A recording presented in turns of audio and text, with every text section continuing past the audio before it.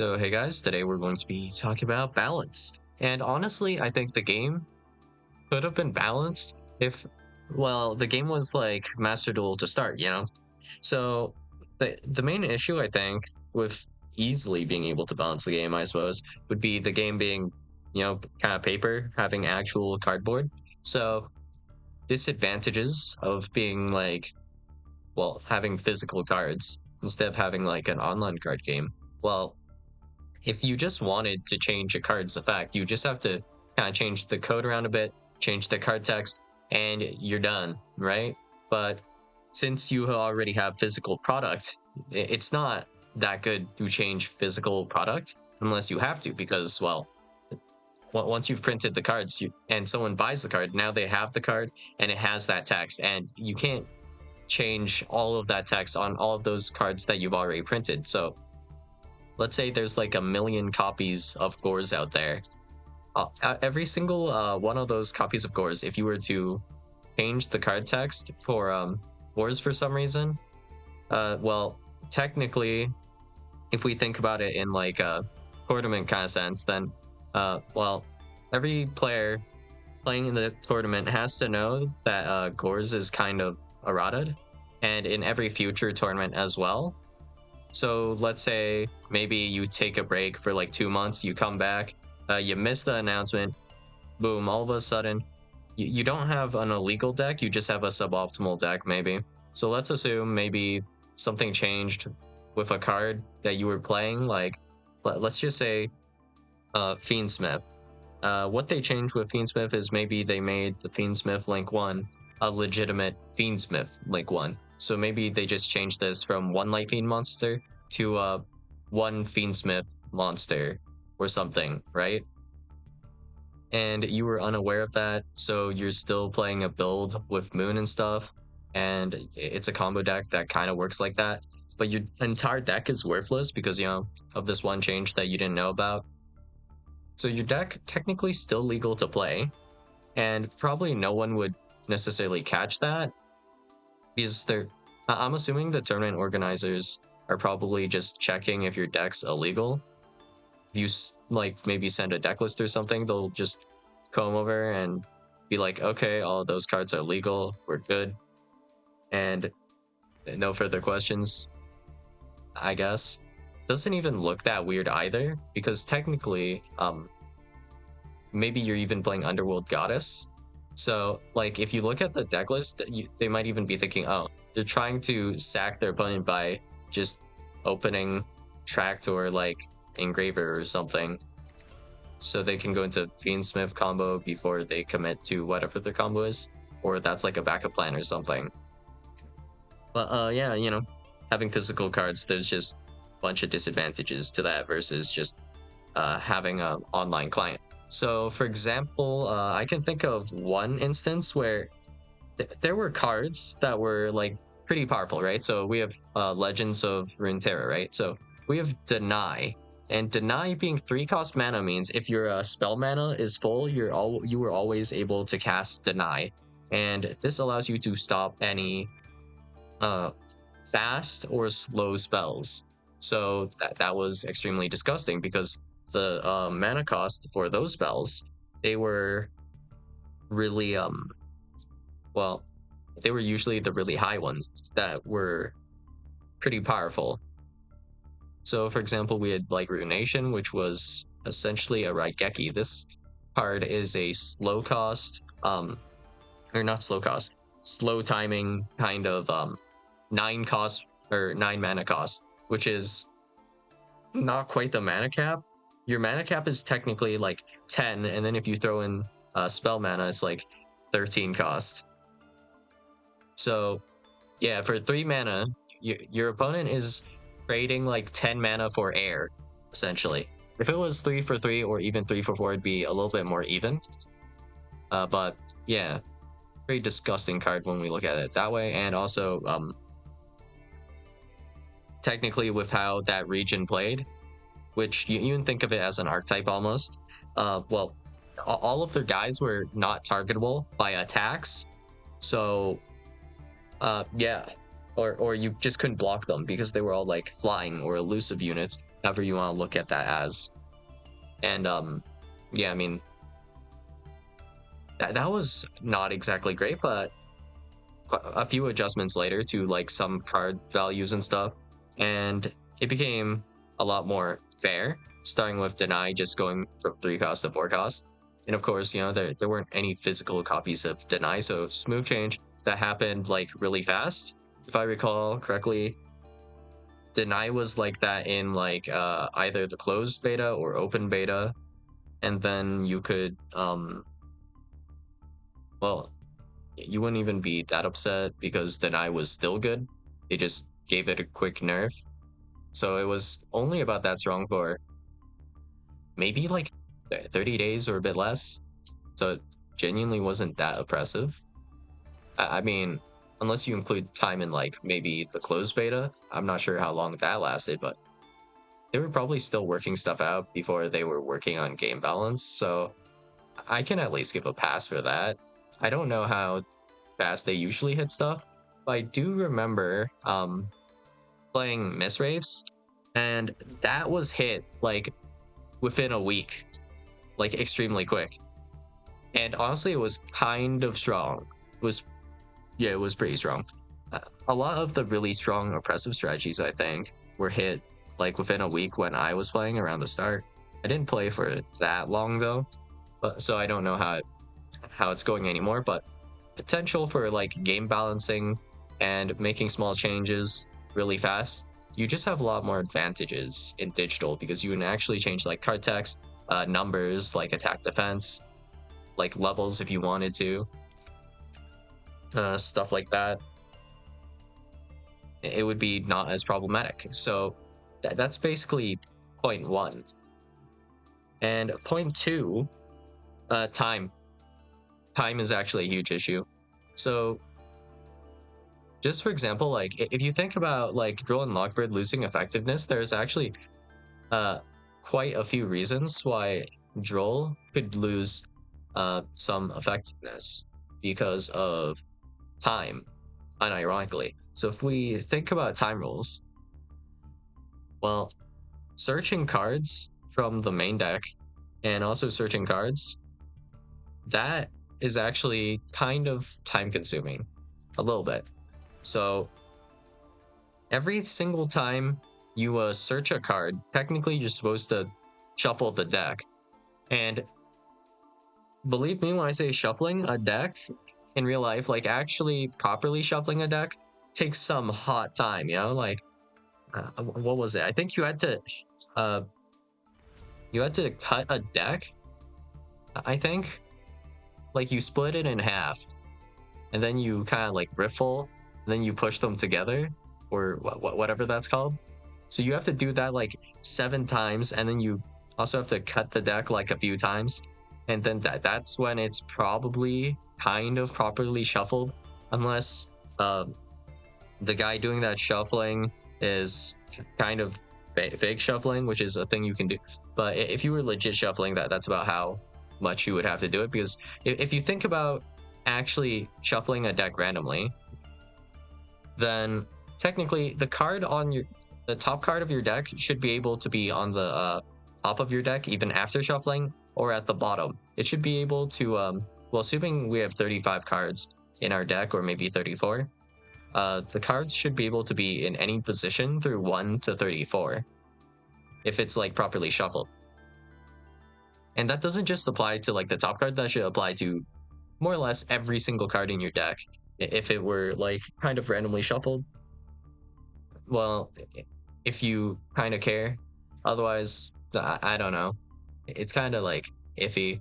I don't know if it's that important to people, but I guess to prevent cheating, yeah, I guess properly shuffling would matter, because like when you search your card or search your cards, like search your deck for a card, you have to kind of look through your deck to find the card, and then once you do, you kind of have knowledge of like your top cards and whatnot. So the only thing that you could fairly do at this point is shuffle, and it's also kind of a game mechanic where, like, for example, if I were to use, let's say, Kashtira Ogre looks at your opponent's top 5, and then it'll be able to banish one of those 5 cards face down, but you retain the order, right? So to play around Kashtira Ogre, you could in theory just activate an effect before the next turn. Anytime is good. There are a few types of cards that will cause the deck to shuffle, like when you add a card from deck to hand, when you, well, aside from by drawing, because drawing doesn't change the order, you also have special summoning a card, sending a card from like deck to graveyard. All of those types of effects will end up shuffling the deck, and maybe they stack like a card you really don't want to see. Now there's like, well, let's assume it's a one of like Cyframe Driver, right? Now there's going to be maybe like a 1 in 34 odds for you to get the driver again. So you'll probably top deck at least a card that is better than Cyframe Driver now. So that's pretty cool. And actually, now that I think about it, if you were to Cyframe Gamma, that special summons a guy from your deck. So in this case, Driver on your opponent's turn. So that'll be before your draw. So yeah, any Cyframe would technically be able to get you out of that predicament. And there's technically also like Izuna special summon to send Lupus. That would also shuffle your deck. That matters for stuff kind of like this, right? And also, I think this matters for technically Spiral, because Spiral needs to call the top card of your deck for some of their effects. I believe it's like, which one was it actually? Was it the Link Monster? Yeah, I guess it was this one. So if you miss, like if you whiff on double helix, that could be kind of terrible, I guess. And maybe your combo can't continue. Not 100% sure which cards you need to declare and guess correctly what your opponent's top card is. But yeah. Well, shuffling just takes time, and if you have a lot of effects that require you to shuffle, that's just very time consuming, and it's not like a very fun aspect of the game, I would argue. You know, like shuffling a deck like 20 times. Yeah, no, not a super big fan of that. And then well, aside from that, well, basic idea here, I guess, is that, well, every single action in a simulator is more clear cut and fast versus like on paper, you know, just playing with the physical cards, because of a bunch of extra actions you kind of have to do that are more time consuming. So for example, shuffling a deck, let's just say generously you're like a god, and also your opponent's also a god at shuffling the deck. Okay, so it takes you only 10 seconds to shuffle the deck. And assuming you shuffle 10 times, which I think is on the lower side, actually. On the higher side, it could be up to 20 times. So that'd be between, we'll say, 100 to 200 seconds. And if we convert this to time, that's 2 to 3 minutes, or 2 minutes here. And that's off of just one person shuffling, because you have to consider this is a 2-player game, actually. So everything here for time, you more or less have to double it. So that would actually be anywhere between 200 to 400. So that would be this is like what, 3 minutes, and then this is almost like 5 minutes, honestly, right? 5 minutes ish, maybe a little bit more, of just people shuffling their decks. And this is assuming both players are really proficient at shuffling their decks. So yeah, great time loss every single time you play a game. But then you have to consider, wait, isn't this best of 3? So you assuming you play like out all 3 games, then 2 shuffling, you have to times this by another 3. So that's actually an upwards of 600 to like 1200 seconds. So 10 minutes of shuffling cards or 20 minutes of shuffling cards. And I believe there are like some shortcuts you take. So maybe after searching a card, you just let your opponent cut your deck once and you call it a day. Simply because, shuffling is a bit time consuming. As you can see kind of mathematically right here. Yeah. So that is, let's just say, not great. But if we're resolving complicated card effects, then you can see how time consuming that could be, perhaps. So for example, I guess like a nobleman, you would have to target a face down monster, confirm that monster, and then you have to like kind of check your opponent's like entire deck. And then you also have to send every single one of that monster. So that's like kind of terrible, but not like the worst. But then there's like Small World. So in Master Duel, it's like a little bit helpful actually. Now, when you use Small World, it shows you all legal targets for Small World, right? And technically, after you've resolved Small World, so as long as it's legal to activate, you kind of have to resolve the card effect. And I assume that should apply on paper as well, just physical. Surely we don't have anything like, well, surely we play a little bit of no takesy backsies here. So if you activate Small World, you gotta resolve Small World if you ask me. So in Master Duel, if I were to activate like Small World in whatever deck, right, it should properly show me all of my cards, right, that would be legal. So let's say I reveal Droll and Lockbird, for example, in my hand. It should show me every single legal target I have that corresponds to Droll and Lockbird in my main deck. And then whenever I banish the next card, it'll show me like what cards I can add afterwards. So technically, you just have to figure that out in your head. Like, how many cards do I have in my main deck? Which one of these cards actually can bridge me into what card? And what card do I want? And what card is actually possible to get? You have to just figure that out all on your own. And this is just more difficult to resolve, honestly. A little bit. Unless you're really good at resolving Small World, which, I think that's kind of possible. Basically, to resolve Small World, all you need is you need like 3 cards with one thing in common exactly, and that's it. I think that is a reference to something. I don't remember exactly what it was called, but I believe the idea is that someone that you know should know like a different person that or something like that. And then both people will say something like, oh, it's a small world, or something like that. I don't remember. There was like some complicated math based on this, and how like I don't remember how many people it was, but if you randomly go to someone and then you look at like a friend of a friend or something, and then that other friend probably has a friend that actually knows a guy that or something like that. Like pretty insane Veritasium video about that, I believe. But yeah, that aside, Small World aside, well,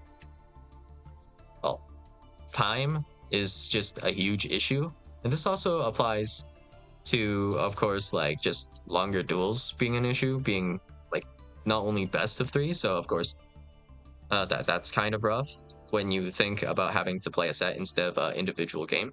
So if I'm playing, let's say, a 30-minute like paleo game, not really a big problem, right? If I'm just playing kind of paleo, right? 30-minute game, sure. But then you have to consider now my opponent has to play like a 90-minute game against me if we go into like a best of 3. And the event, I don't think is going to wait for you to like, play out almost 2 hour, potentially 2 hour best of three. That's just not a thing that can happen. So this prevents a bunch of different card designs, and also of course like there's no like timers in Master Duel, right? So technically with the timers, you're actually somewhat limiting and hard capping how long people can play for, to an extent, right? So in theory, if we were to maybe go best of three, it should. Well, unless we go through a lot of turns, well, that's a problem regardless for time. But because we're playing only one game versus playing three games, time isn't that big of an issue in Master Duel, like long duels. It is kind of problematic in the sense that, to actually rank up. So let's say I want to get to from Diamond 5 to Diamond 1, I have to play 5 games per to rank up. So they might not all necessarily last this long, but assuming I play like near full games with 100% win rate, then that's 30 times 5. That's 150 minutes. So that's like a little over 2 hours. 2 hours 30 minutes per rank, and then there's an additional like 5 ranks, and then 5 sets of wins that I need per rank. So yeah, that's, was that like 750. So that's 12 hours of straight playing paleo and winning with 100% win rate on paleo to get from um diamond to like master, I guess. But then you have to consider there's actually 5 ranks. So if we were to go from like the bottom of like rookie, well, yeah, that would be um times 5 again. So that is, I don't even know if I can mental math that, so I'll just pull up a calc. Giving up. Okay.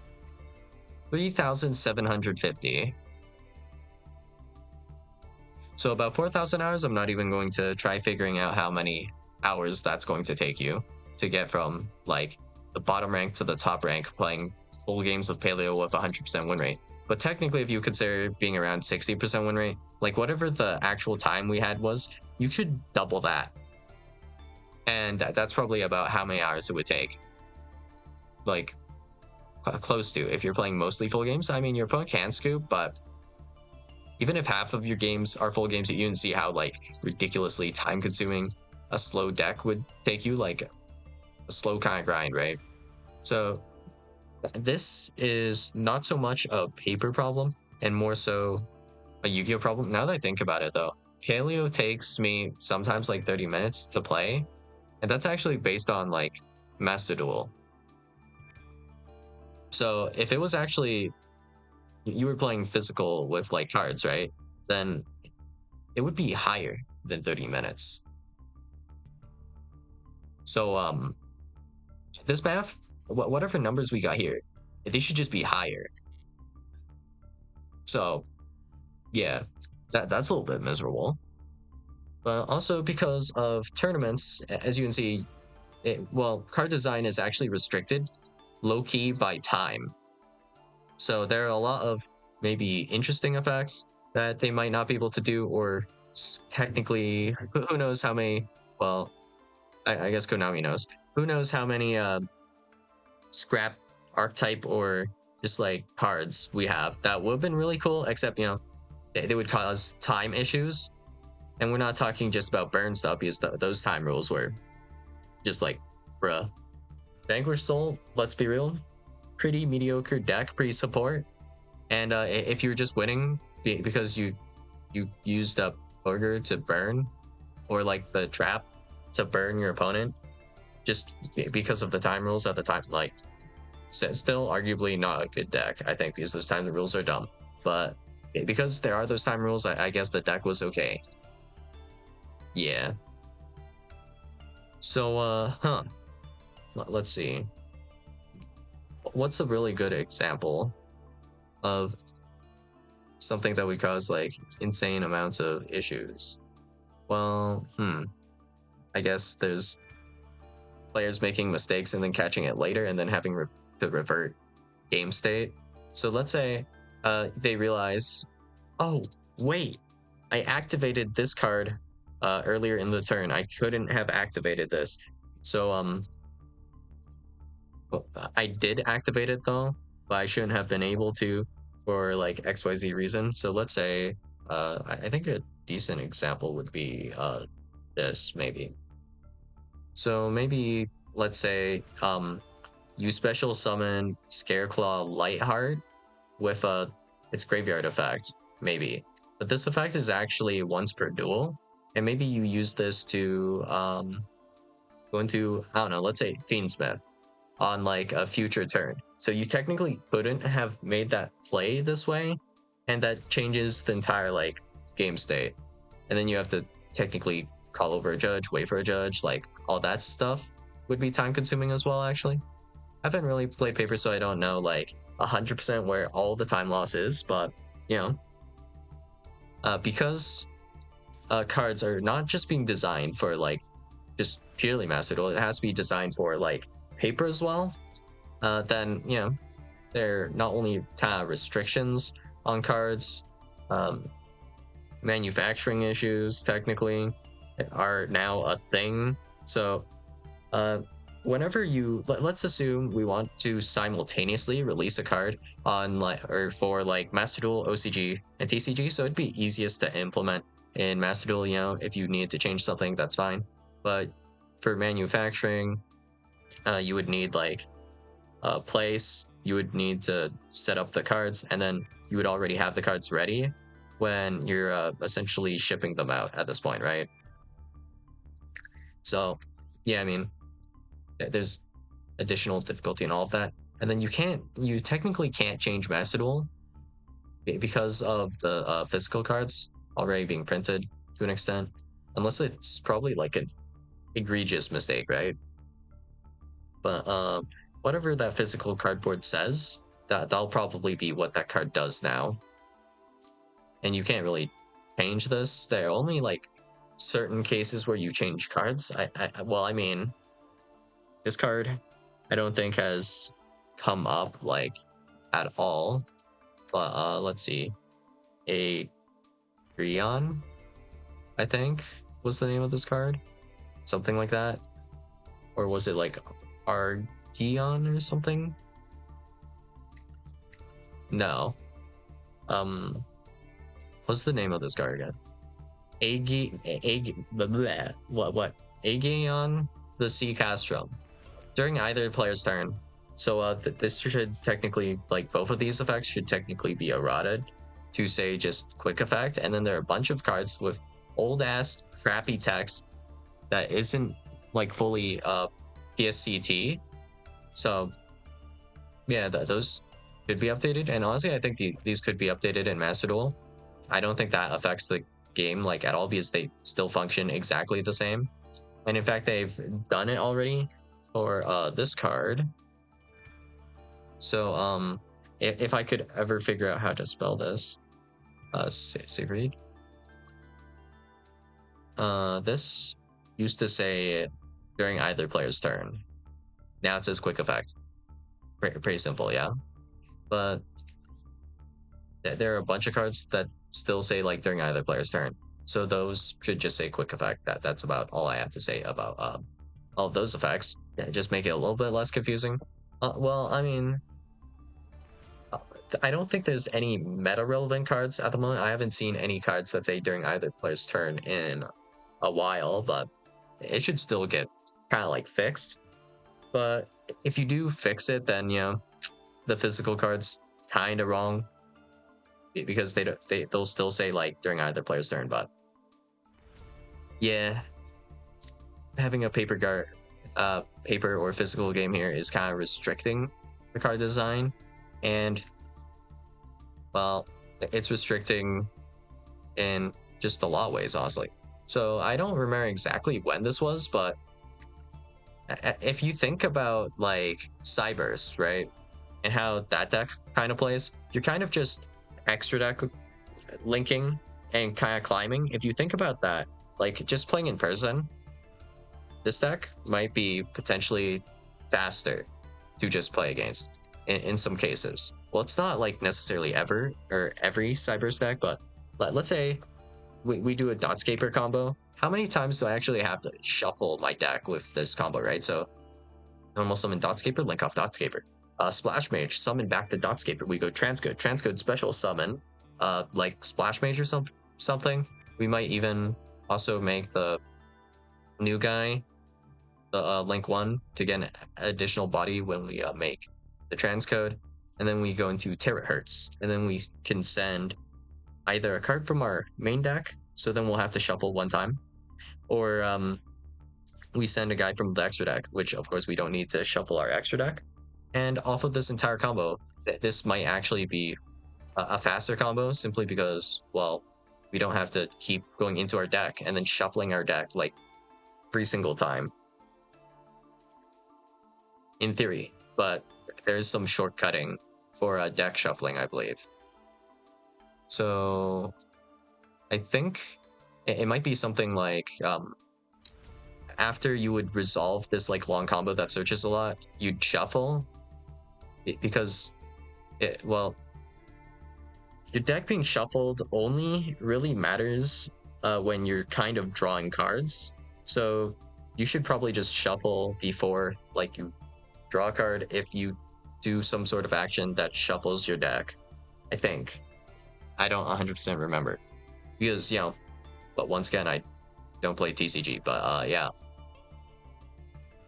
This is just a lot kind of faster, but you know, because we don't do any searching or anything like that, Drone Leopard kind of sucks here because, you know, you didn't search anything. So yeah. And also, you know, just resolving card effects takes a little bit longer. I suppose, like, let's say you activate maybe Raigeki, you activate like maybe some more specific removal effects. Maybe your opponent's cards, some of them have protection, some don't. So I guess a good example of this might be like, well, it's not like that bad to resolve technically, but if you were to resolve like Vanquished Soul, Snow Devil, and then your opponent actually has the field spell, then technically they're supposed to reveal a card to you, and then this destroys your own cards as well. But also gives you a protection effect right here. Wait, this effect is optional. So can we do this effect, skip that effect, and then just do this effect to board wipe ourselves? Didn't really ever think about that. I don't know when that really comes up. I guess that would come up for like a triple tactics or something. I guess. Like maybe your opponent's trying to steal your Jialong or Holly Sue, and then you just can do that to kind of board wipe yourself a little bit. Huh. Interesting. Well, yeah, that aside, resolving any type of effect is going to just take a little bit more time. Because, you know, it's just faster in a simulator.